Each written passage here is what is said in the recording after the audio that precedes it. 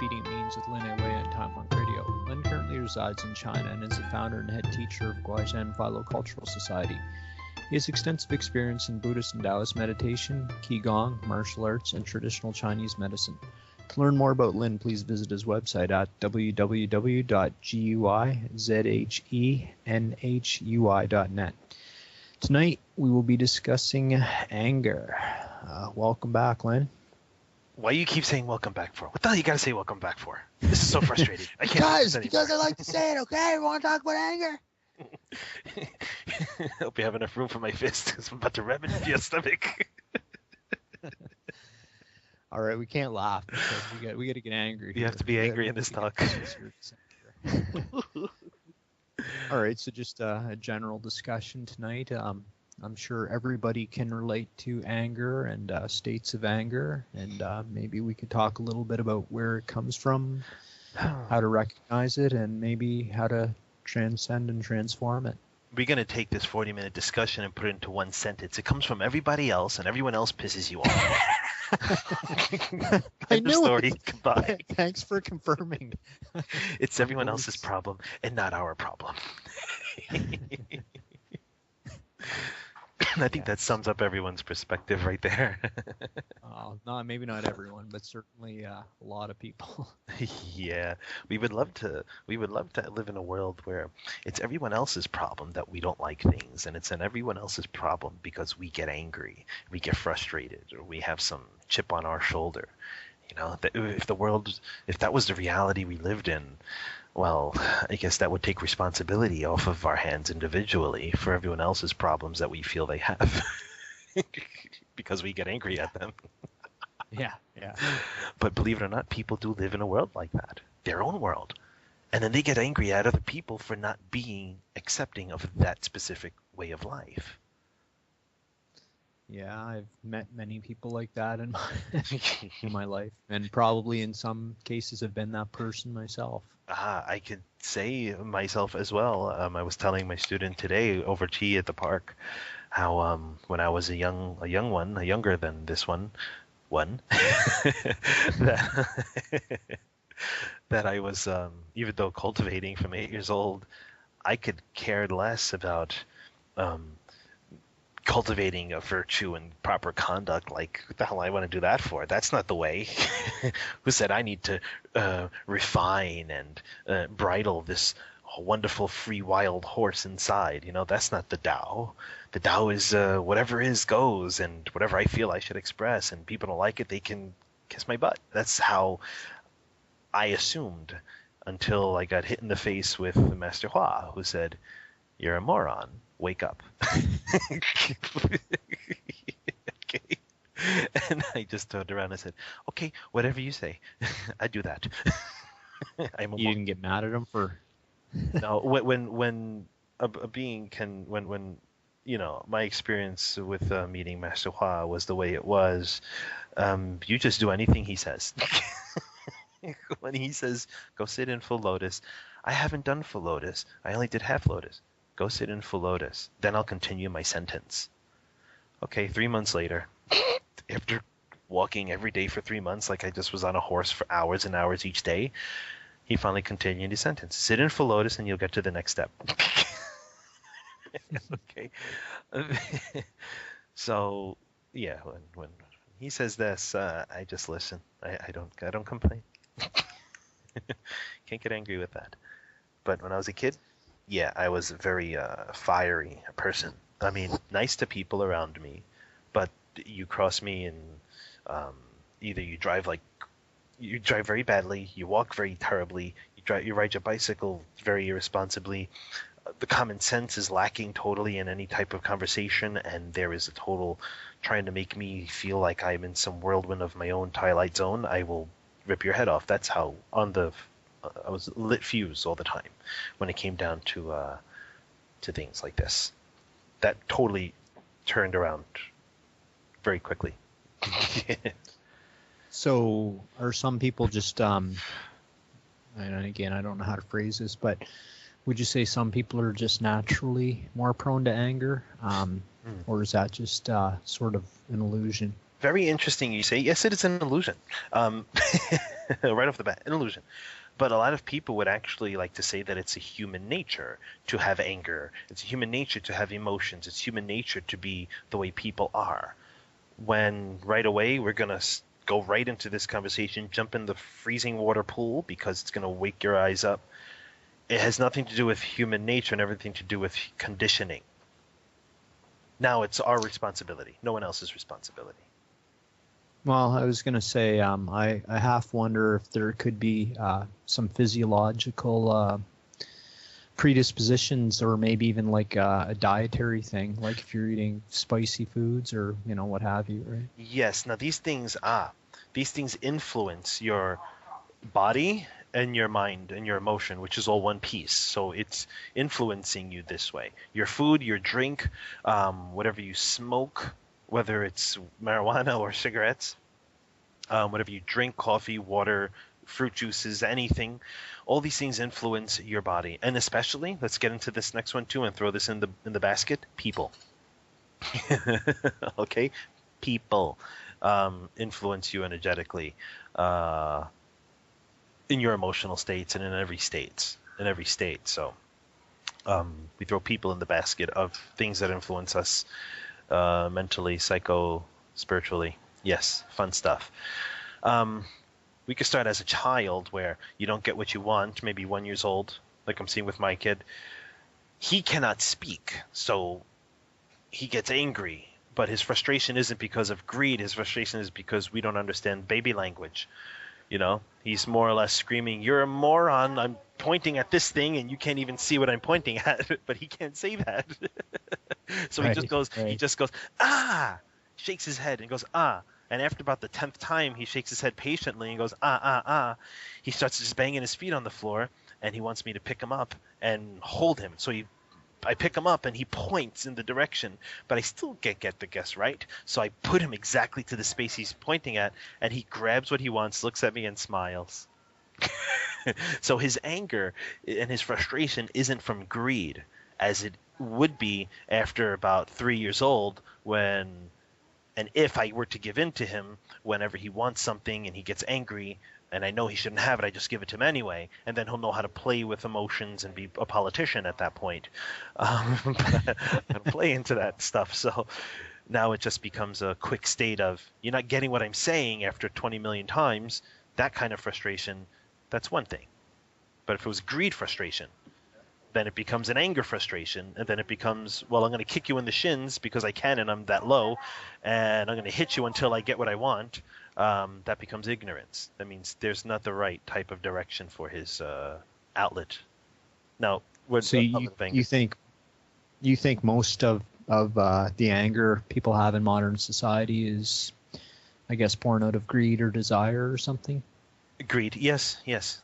3 poisons in the world, we'll call this, and we call it 3 poisons in cultivation just because they really cause you to grasp, cause you to create false notions, cause you to create so many different types of problems in the world for yourself, is greed, anger, and ignorance, and then we'll throw an extra one in there, a desire. That desire could be sexual desire. It could be desire for things, material things, music, foods.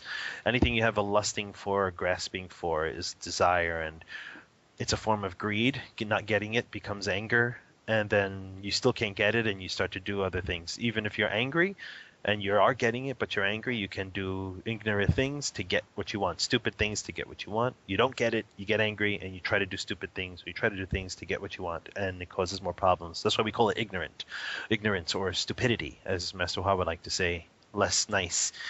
It's just greed, anger, and stupidity. That's what he likes to say. But most of us fall into that category, myself as well. So would you think it'd be sort of a problem or a failure to investigate your own mind if you're not seeing yourself as the source of the anger?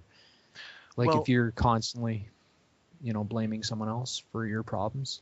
Well, a lot of people will have a justification for why they're angry. They'll think it's okay because they can rationalize with putting the blame or putting the reason for them feeling uncomfortable on somebody else. But in truth, the person experiencing the anger is the one who made that anger because of their own views about what is happening around them and what they want to happen as opposed to what is actually happening. So anger does come from the only one source, and that is the person's mind itself, not the person sitting next to you who's poking you in the eye. They're not giving you anger with every poke. You're the one creating anger with every poke because the greed of leaving me alone, I don't have my own peace, is overtaking the mind, and you just end up punching the guy in the throat. Okay? When, who knows, you shouldn't have been in that position to be getting poked in the eye, but I'm just throwing a hypothetical position out there as an example of being overtaken with greed and anger. People like to rationalize, like I said before, with what they consider to be being right in anger. Now, don't get me wrong.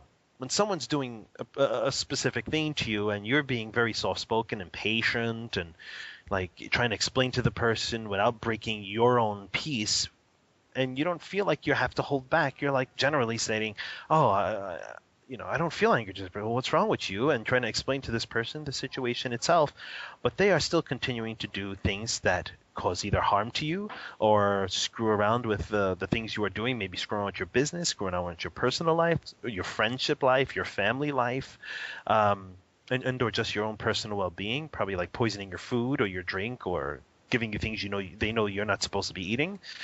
And you're still being nice and peaceful with them, but then all of a sudden, you turn around and you just bark at them really loud. Most people receive this type of anger and use it against the other person, or think that they are using something against the other person by stating, oh, look at you. You're just an angry fool. You're so aggressive. You're yelling at me. And they want to cause the blame of their discomfort on the other person, when they're the ones who are causing discomfort or giving the conditions of discomfort for another person while the other person is not receiving the discomfort. Then they get more angry. Then when you give them something right back at them, what happens? They try to empower the situation to become more and more fiery, more and more angry, because why? They are skillful at being angry. They want you to play their anger game. It sounds like a no-win situation almost. It is a win. There is a win situation. The win situation is not even to partake in the conditions of that situation. As my own specific experience has gone, I was just told as advice to handle the situation, wait. Just be patient and wait. Let things be the way they're going to pan out. Wait, because nothing you will do will change the situation. It will be this way because there's people around you who will want to do what they wish to do regardless of the sense, the common sense, the right thought, the right mind. Regardless of all that, they still want their way. That's their own problem. But once you entertain their problem and admit that their problem is real, then you take their problem and make it your own. You fall into their game, and therefore you are taken away, and you are taken by these demonic states. So the best thing to do is not even partake into the thing and just leave it alone. And when the time is, when there's an opportunity for you to be in a position to explode, there's the right timing to become the aggressor, then you can change the situation. But being the aggressor means you've been nice, and all of a sudden these people just can't take it. These people don't stop. And what you do, you use anger in a way that is a tool to scare these people or to make these people stop for a moment, to realize what they're doing.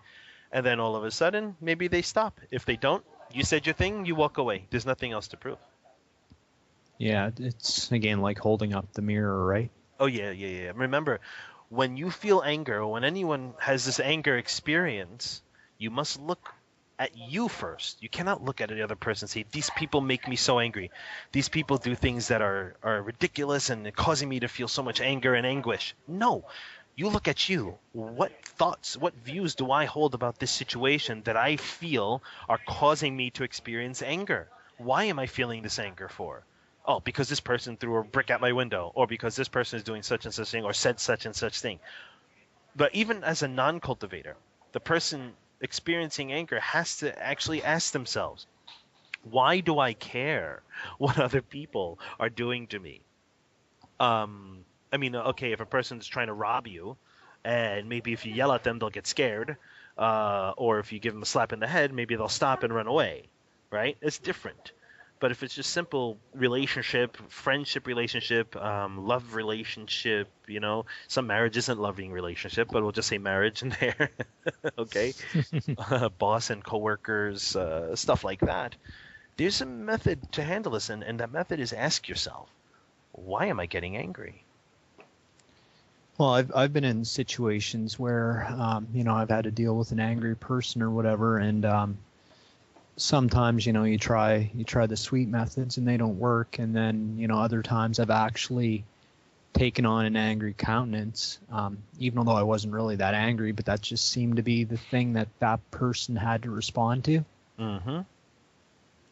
Yes, these things can work. I guess you have to use it skillfully, and there's always a danger that you're going to misuse. Right, because you can use anger. Anger can turn around inside of you. Now look at it this way: it's a double lit fuse. Both ends are lit, so it's going to burn and cause a big spark once they hit each other and burn out. So you're wasting your energy. You're literally burning your good roots. We call your virtue and merit, but it's a non-cultivator who has no clue what virtue and merit is. You're burning your own sense, and that sense is literally your mind, your peace. You're burning it up. But if you're using anger to just make the person stop doing what they're doing, because and billions of people would turn around and say, this is ridiculous. This person is really needing, a big explosion to stop them, an explosion of anger or explosion of common sense. Using it for that one situation is fine. But if you find that you have empowered yourself, the person has succumbed to what you wanted, and then you use it again and you continue using it, now you have just been eaten by anger. And you have just become exactly what you didn't like becoming. It can poison you inside. The Buddha had, I believe there's a quote floating around somewhere that says the Buddha said that being angry is like taking poison against the person, or there's a person making you angry, taking poison and wishing them to die. There's no sense in doing that. So sometimes even in Buddhist cultivation, they have bodhisattvas that have an aggressive face. They have a demonic face, especially the Mahakala, which is the 11th face of Guanyin Bodhisattva, Guanyin Pusa. And it says that when the demons are too ruthless, too relentless, and they still don't want to listen to reason and compassion and patience, and they don't respond to the good way, you give them a good kick in the butt. You scare the living hell out of them into submission, because they are really needing help at that point. And you don't do it for your own personal gain. You're doing it to stop them from creating more problems for themselves and other beings. You're helping them. You're helping them. Right. But you can also take their conflict that they've tried to push onto you as a way to help you recognize what afflictions you have in your own mind. So how do we take anger and change it into something more beneficial? When we feel angry, we have to ask, why am I angry? And then even if you're in this situation right away and you don't have to sit there and tell the person, can you shut up for a second? I want to find out, why am I feeling angry towards you?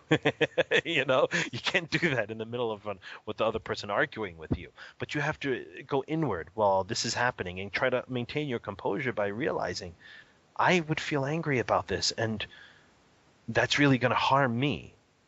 If I want this person to stop, why do I want this person to stop doing so much right now, so fast? What do I have to gain from this? Keeping my composure? Now I'm just being greedy. Now I'm no better than they are. So let them be angry all they want. There's no one here to receive it. Why do I have to respond to this anger anyway? Unless you want something else from them. You see, there's a give and take happening here. Sometimes I find people that sort of live in those angry states or sort of feed off them. They want more people to participate in their anger, right? They want to fan the flames, so to speak, I guess. Yes, they want to make more. They want their anger to become more powerful by getting other people to believe in what they think is the right way, and have other people to feed their anger by being angry along with them. And then, even if they're against you, let's say, or a person in general, A and B, and A is the angry party, and B is the one who doesn't want to partake in it, but A keeps poking away until that B person decides they're going to start lashing back out. Now it becomes a party of anger. It becomes who's more angry and who's being angry, and who's going to say, well, you're more angry than I am, and you're lashing out harder than I am, and you're a very harsh person. Look at your words. You're not very cultivated, or you're not very proper in your you're not very this, or you're not very that.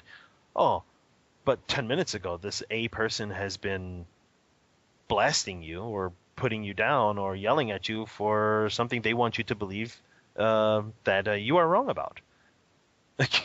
So now it becomes a who's right and wrong, and you sit there going, well, I'm right, and they go, I'm right too. And now you're both fighting to prove to each other who's right when both of you are wrong at that point. Both A and B are totally wrong. The truth does not need to be proved or believed in. It is that way. And it's unfortunate that there's living beings in this on our specific world that like to believe the majority more than the minority. And sometimes the minority is wrong, and sometimes the majority is wrong. But they're afraid to admit that because they become empowered. So if the minority is correct and the majority is incorrect, the majority wants to believe they're right because there's more of them. Okay? If that's democracy, I hope no one is part of that. I was just gonna say, and I guess you might just be speculating, but do you think that there's generally more anger floating around in modern society than, say, 50 or 100 years ago? There is anger generally, and there's just more people and more complexities based upon the anger that's already been out here. I mean, anger is just a state of greed itself, not getting what you want or getting what you want and wanting more. Okay, so anger has always been here, but there are more things around in our planet now that allow us to emphasize our anger. So basically more things to attach to, I guess, in modern society or materialistic society. Yes, it's more toys or more tools to basically associate with and attach to. Exactly. We identify with the things around us. We identify with the pen on our desk. We bought that pen because it writes great, and we like the way we feel when we're writing with that pen. Okay, and then if someone takes that pen or asks you to borrow it from you, we kind of don't want that to happen. Or if someone takes the pen from us, we get angry. Oh, my pen, my pen. It's like you feel like something is taking away from you because there was an identification with that pen. A person has attached their idea of comfort with something.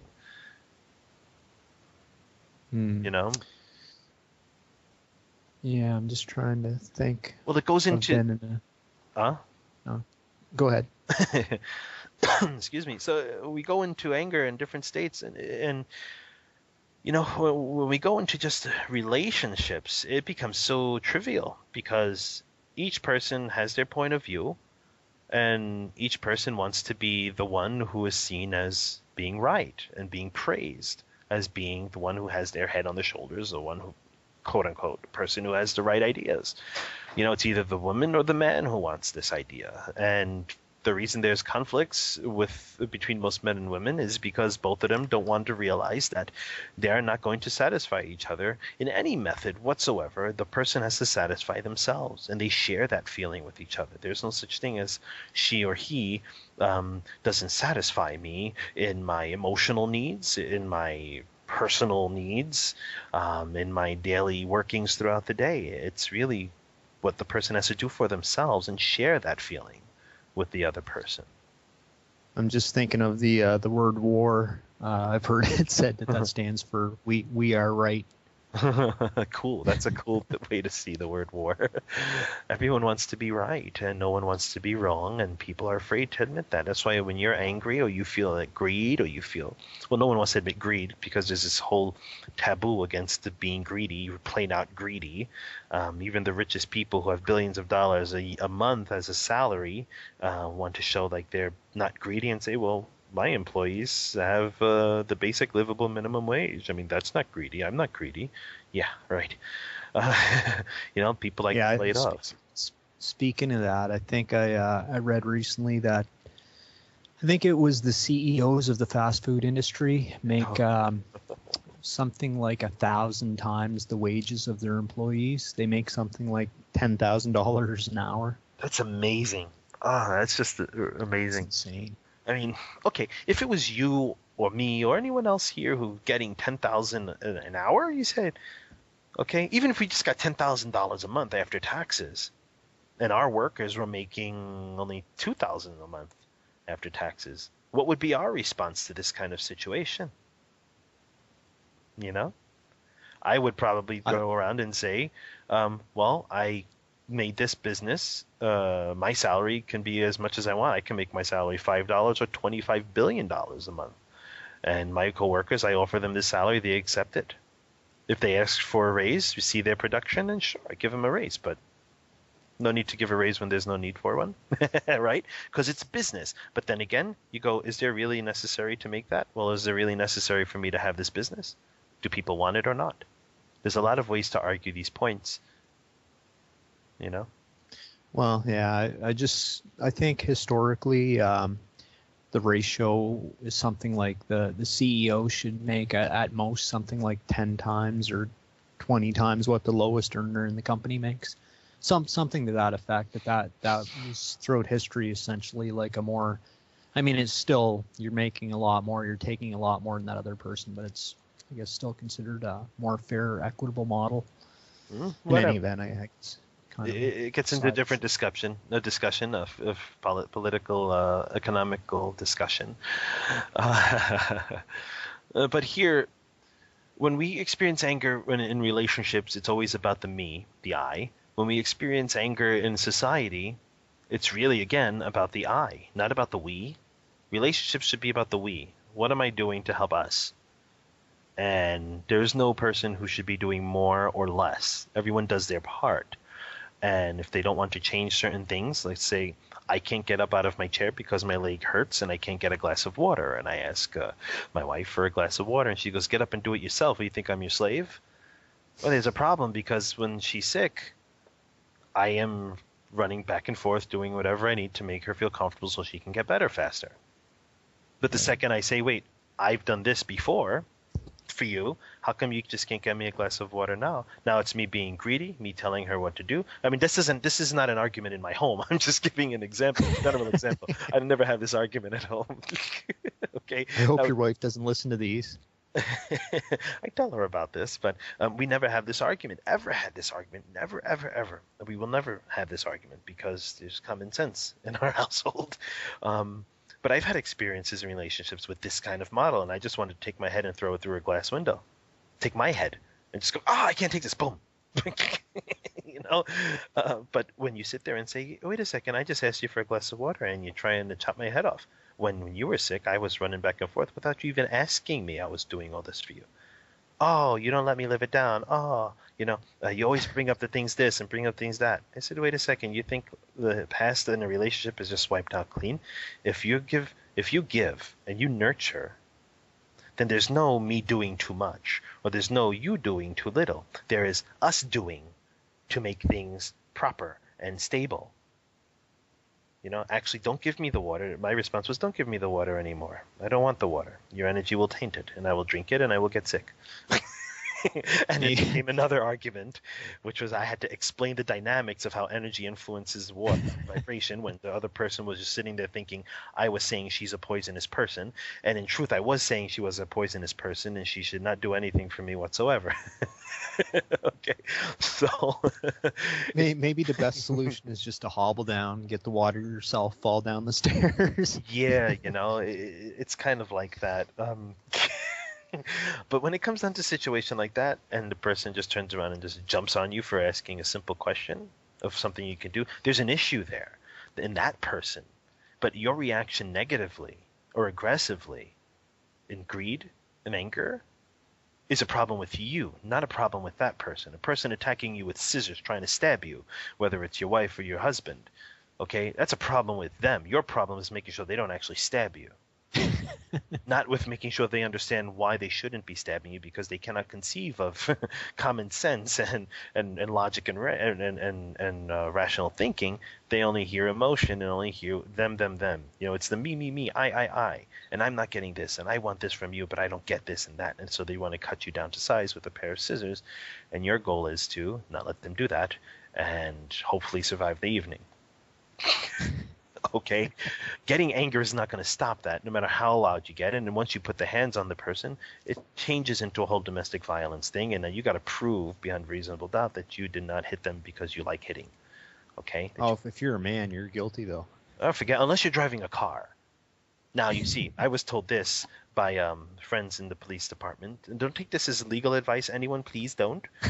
But as an advice to me, if this were to happen a second time, I was told that I should have punched the person in their face and made sure that they could no longer do any type of movement that inhibited my driving in a busy street at the high traffic time of the evening.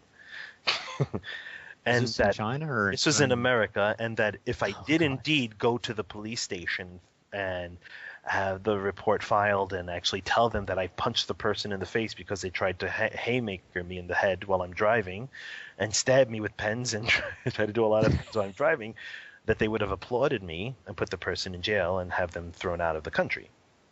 And I said I should have did that. I didn't know that was okay. I highly doubt that that would happen. I don't know, but they were very much. I said, well, I'm glad I didn't do anything to the person, but I should have, but I didn't. And the person was very scared afterwards. So you see, sometimes your stable position can overrule the situation, but you have to be damn stable. You have to really understand that. How do you react to anger without you yourself falling victim to anger within your own mind? And that means drop all ideas of your own ego. So from a Taoist perspective, I guess you would want to handle a situation like that with sort of the least amount of effort, I guess, or the least amount of what? Well, the least amount of effort, the least amount of force. Like, you don't want to, if someone's angry, you don't want to pull out a sword and chop their head off and burn their body. You kind of want to unless you're in the Middle Ages. Even then, kind of want to take the situation and sort of. No, your anger would only. People who get angry usually know how to manipulate anger, and people who don't usually get angry kind of learn how to manipulate anger very, very quickly because of the I. So when there is anger around you, before you sit there and go, oh my God, I'm going to be angry, or I'm getting angry, or this person's driving me crazy, you sit there and go, why am I starting to begin this anger in me?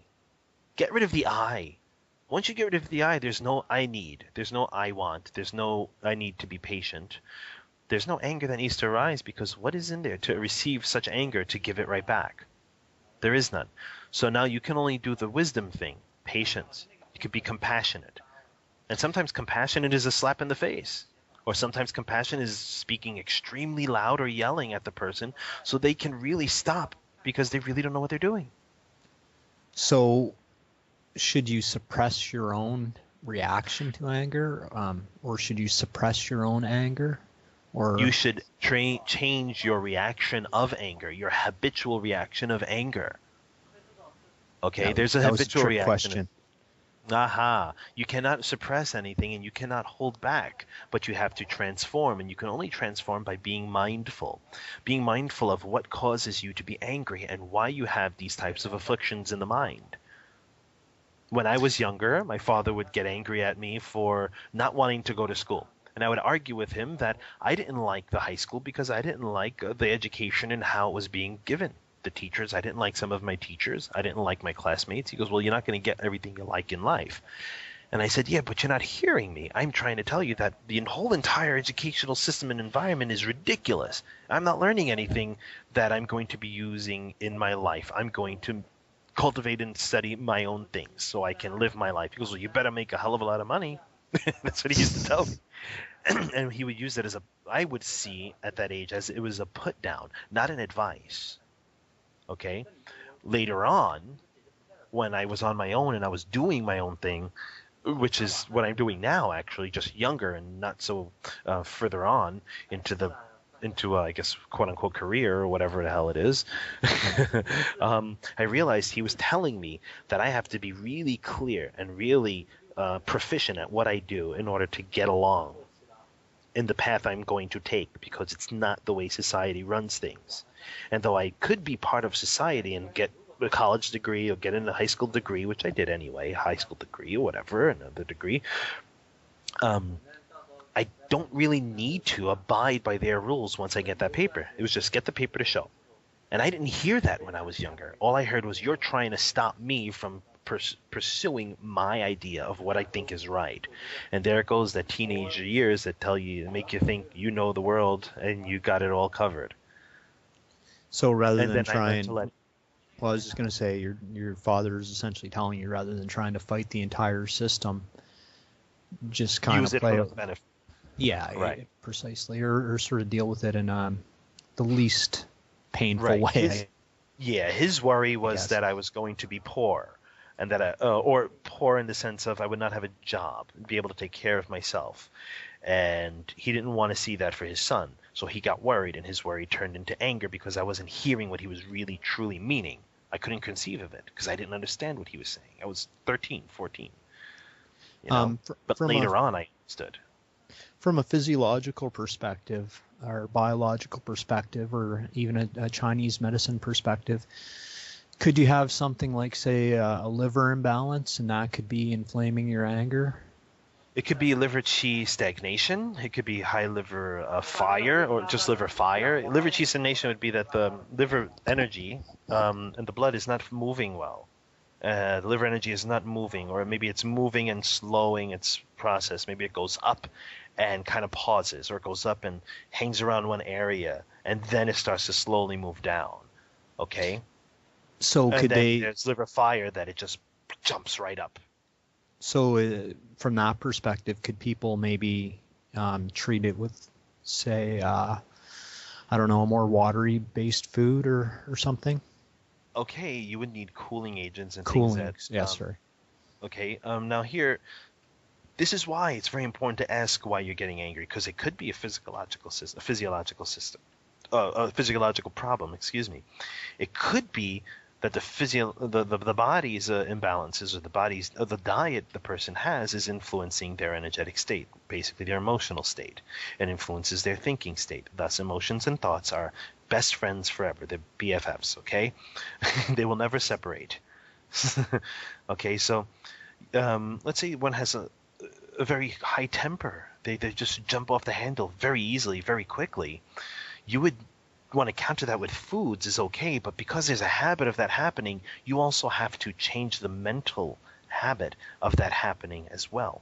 You may not mentally, on one hand, you may not mentally want to be angry, but you have such a strong feeling in the body that's so uncomfortable, that feels like the anger would feel like, and it makes you be that way. Or you don't have the physiological response to the situation at hand, but you have the mental habit of being angry, and you start to make the situation worse, or the anger inside your own mind even worse because of your habit of having it done all the time. So to counter this, that's why we say, why am I being angry? You have to be mindful. You have to be mindful of yourself, mindful of your mind, mindful of your emotions and your experiences at all times, and it takes practice. Okay, no excuses. It must be done. Okay, now foods. Excuse me. You must take certain foods if you want to counter certain imbalances in the body. Alkaline foods are better. Green foods are better. Fried foods are not friendly to a high liver qi, or ecstatic liver qi, or a liver fire, or a high temperate person. No fried foods, no spicy foods, hot and spicy like buffalo wings. Don't eat those. Okay. Onions, garlic may cause more liver wind. Will cause more influence into the liver. I forget my English, so please forgive me. I forget a lot of words in English now. But it will influence the liver's energy, probably cause liver qi to rise up to the head much faster. So, garlic may not be friendly for you. Certain types of flavorings and spices that are very strong and hot and spicy are not going to be fun. Okay, oily foods are not fun. Potato chips, McDonald's, processed foods. I say McDonald's, I'll say Kentucky Fried Chicken. Any type of these fast foods, because they are heated with microwave. Sorry, everyone, microwave is not going to help you with your liver fire and your aggressiveness. Certain meats you should refrain from, like red meats. Lamb is not fun. Okay, you can have steamed chicken. I wouldn't suggest frying it or baking it. Steamed would be good because it's more cooler. These may help. Okay, you may want to, if you have a high temper, you may also want to check how your digestion is recently, and you may want to eat foods that are good for your spleen, your stomach, basically foods that do not cause your bland foods. Very good to stabilize the body. Okay, things that aren't too salty, too sweet. Okay, not that much sugar, not that much salt, not too much acrid, not too much spice, not too much sour. Okay, stuff like that.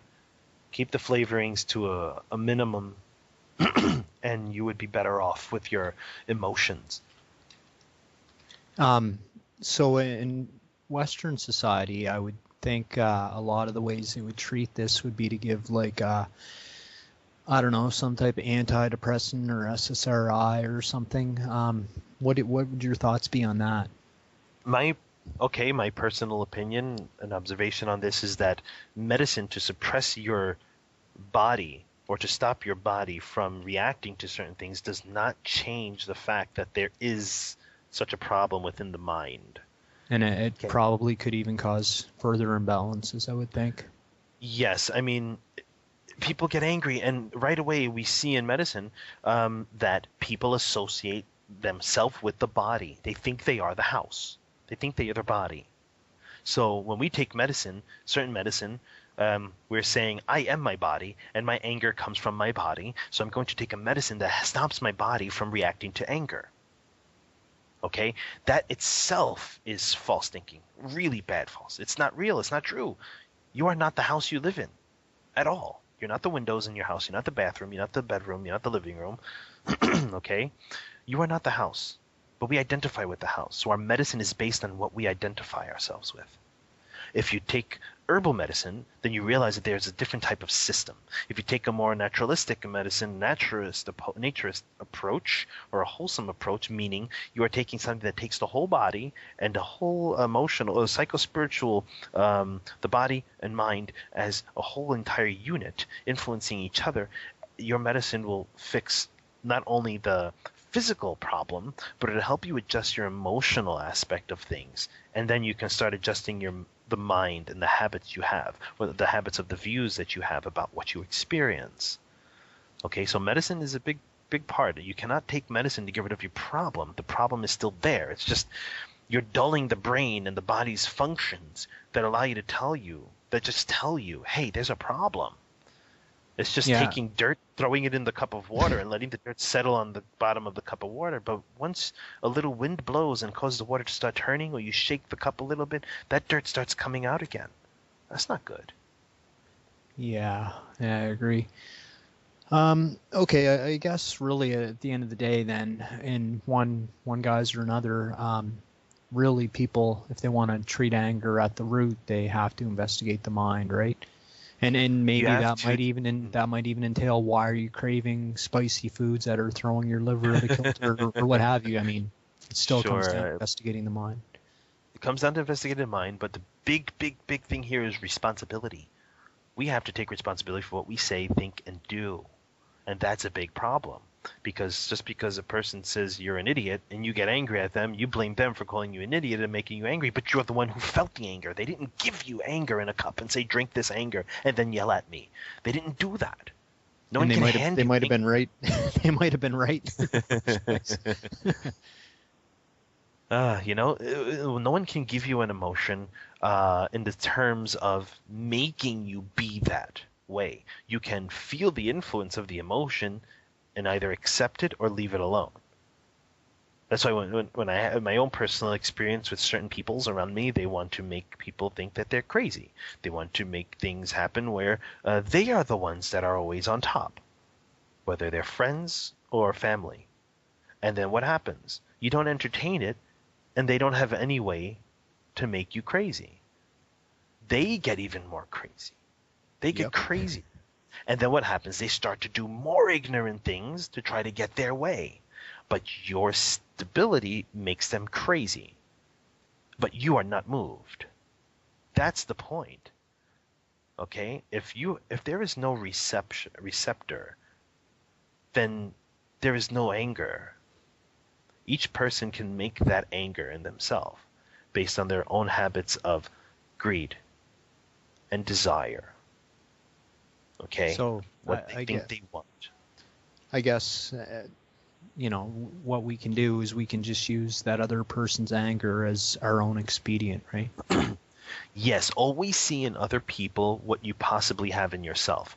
Basically, open the mirror, shine the mirror on yourself. When someone's yelling at you, turn the mirror on yourself. Don't turn the mirror back at them. Turn it on yourself. Are they saying anything true? Am I this way? I'm not. Okay, doesn't mean you have to tell them, I'm not this way, go F yourself. No, that doesn't work because now you're that way. If you do not recognize what they say as to be true, then leave it alone. And keep looking. Oh, they're acting this way because they think I'm such and such a type of person, but I'm not that type of person. Okay, whatever. But you telling this person, I'm not this kind of person, what's wrong with you? And now you're becoming angry. You're playing into the group. You're playing into their kind of game here. And everyone, a lot of people do this, and they don't even realize that they're doing this. They think it's normal. It's okay. It's a quote-unquote natural way to respond to people. But it's not. It's conditioning through movies, through parents, through friends and their family and their movies that they watch. Okay, and it becomes a social outlook on how you're supposed to handle yourself in situations. And the moment you do not handle it the way people do, you are made to be crazy.